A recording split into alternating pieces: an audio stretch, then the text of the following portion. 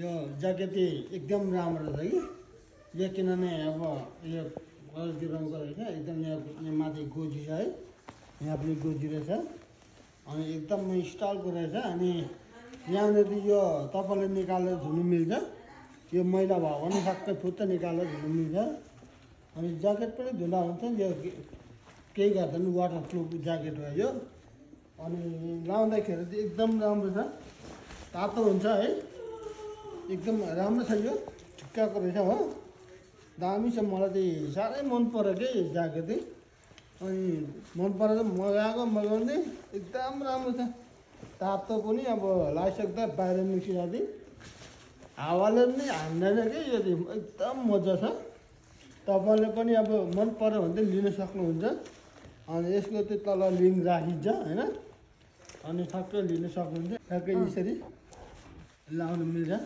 अनि ठ्याक्कै चाल्ला ठ्याप्पै जस्तै जाडोमा पनि हिँड्दा पनि केही हुँदैन है हात छिर्दैन पानीले भिज्यो भने भिजा खिचालिँदैन यो एकदम राम्रो छ।